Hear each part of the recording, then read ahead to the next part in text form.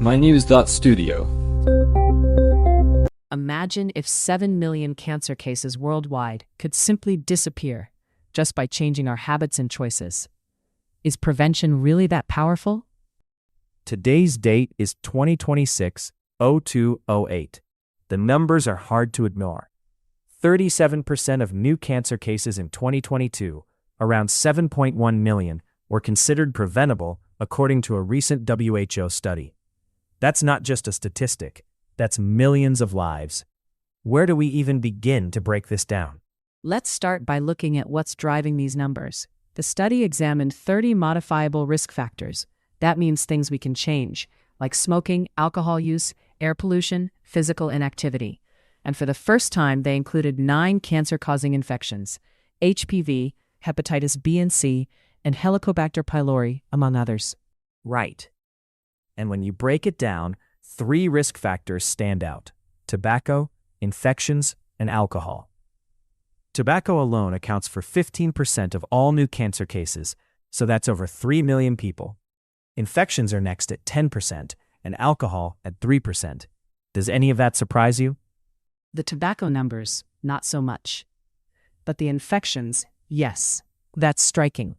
It shows that cancer prevention isn't only about lifestyle.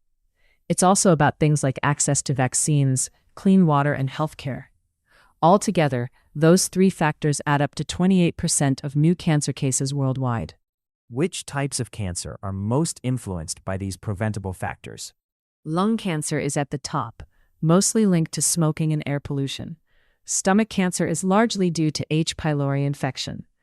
Then there's cervical cancer, which is driven by HPV. Almost half of all preventable cancers fall into these 3 types.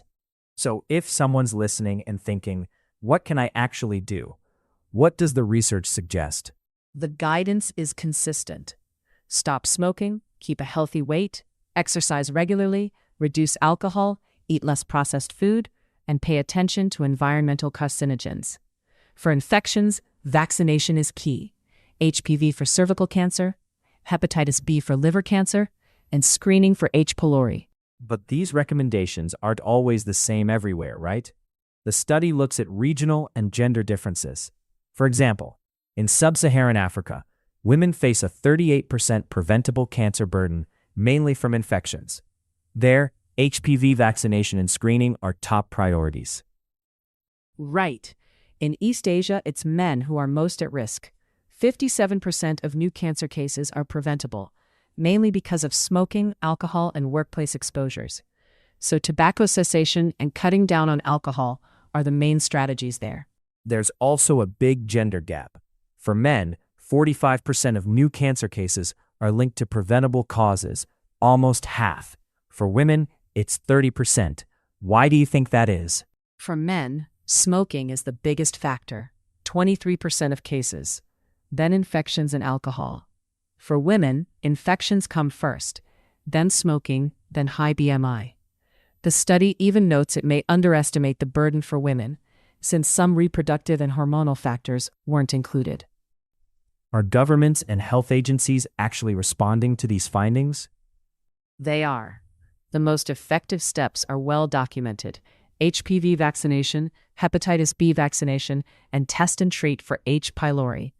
Countries with strong HPV programs have already seen drops in cervical cancer rates. The WHO is calling for these programs to be scaled up globally. What about tobacco control or improving air quality? Are those getting enough attention? They're essential. Tobacco taxes, smoking bans, efforts to improve air quality, and making workplaces safer all play a role. The WHO's message is that prevention isn't just a health issue. It involves education, energy, transport, and labor sectors. It takes coordinated action to make a difference worldwide. Let's dig into the regional differences a bit more. Why does the potential for prevention vary so much between places like East Asia and Latin America? It comes down to different exposures, levels of development, and how strong the health systems are. East Asia has more tobacco use and work-related risks. In Latin America and the Caribbean, preventable cancer rates are lower, partly due to different lifestyles and, in some areas, better access to vaccines. cancer is still one of the main causes of death around the world. The projections are tough. By 2050, we could see more than 30 million new cases each year. But this research reframes it. Cancer isn't only something we treat, it's something we can try to prevent. Would you say that's a big shift? Definitely. It's about taking action. Millions of cases could be avoided with steps and policies we already know work. We don't have to wait for a new drug. It's about what we do now. For someone listening, how can they actually push for better prevention in their own community, especially where resources might be tight? Support quitting smoking and programs for healthy living. Advocate for vaccines like HPV and hepatitis B. Get involved with local screening for H. pylori. On a broader scale, push local leaders to invest in prevention, surveillance, and vaccination. It helps to build partnerships across sectors: health, education, even transport. And tackling inequality is crucial. In places without easy access to vaccines or screening, advocacy can focus on international support, healthcare worker training, and better infrastructure. Exactly. Dr. Andre Ilbawi at the WHO puts it well. By looking at patterns across countries and communities, we can give both governments and individuals the information they need to stop cancer before it starts. There's also the bigger picture. Prevention takes time, but cancer treatment is advancing quickly too. New medicines, gene therapies. The real answer is combining prevention with innovation. And remember, the global gap. Infections account for a much higher share of cancers in sub-Saharan Africa and parts of Asia, where vaccines, clean water, and healthcare are harder to get. Closing that gap matters as much as individual choices. So, the main message: millions of cancer cases could be avoided by quitting smoking, limiting alcohol, staying active, keeping a healthy weight, and supporting vaccination. But it's just as important to push for better access and smart policies, both locally and globally. That's right. Prevention means both personal action and working together for change. The evidence is strong, the strategies work, and the potential impact is enormous. That wraps up today's episode. Thanks for joining us as we looked at how prevention can change the world of cancer. Just remember, the future of cancer isn't only about new treatments. It's about stopping cancer before it begins.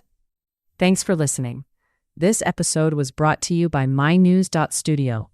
Try it now for free.